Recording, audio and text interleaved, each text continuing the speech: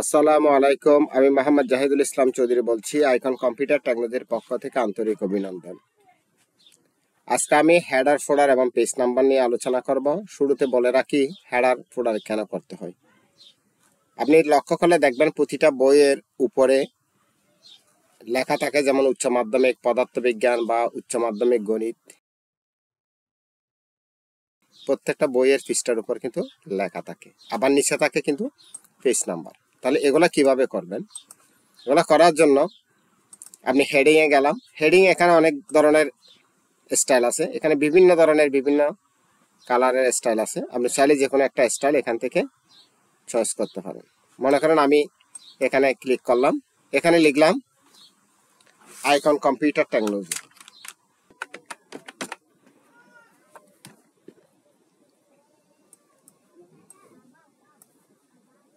আমি icon computer technology লিখে এই আইকন কম্পিউটার টেকনোলজি একটু বড় করব এবং চাইলে এখান থেকে বিভিন্ন স্টাইলগুলো আমি পরিবর্তন করে দিতে পারি এবং এটাকে সেন্টারে নিয়ে আসতে পারি।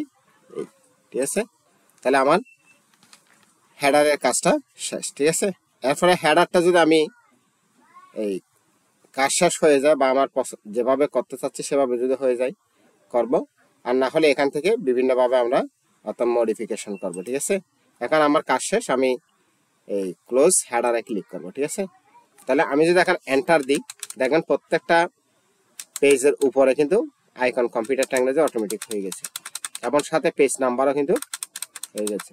ঠিক আছে, আচ্ছা আমি চাচ্ছি এই হেডারের মধ্যে অর্থাৎ এই জায়গায় কিন্তু পেজ নাম্বারটা দিব না, পেজ নাম্বারটা দিব ফোল্ডারের মধ্যে। ঠিক আছে, তাহলে আমাকে কোথায় যেতে হবে?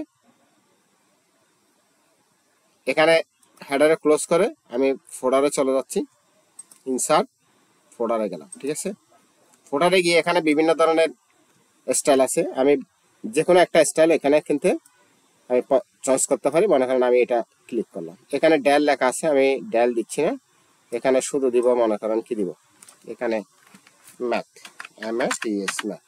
ঠিক আছে, আচ্ছা তাহলে আমি এটা চাইলে একটু ডিজাইন করতে পারি বা পরিবর্তন করতে পারি।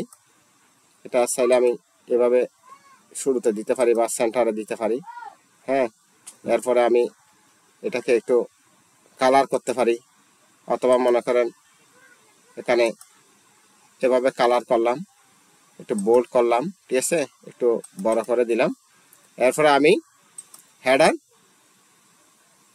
ক্লোজে ক্লিক করলাম। ঠিক আছে, হেডার ক্লোজে ক্লিক করলে জাস্ট এভাবে দেখাবে।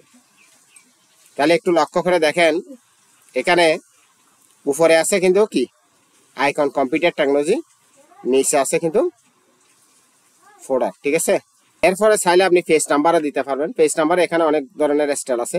আপনি টপে উপরে যদি পেজ নাম্বার দিতে চান, এখানে টপে ক্লিক করবেন, এখানে অনেকগুলো স্টাইল আছে। আবার যদি আপনি বটমে দিতে চান, আমরা সাধারণত বটমে দিই।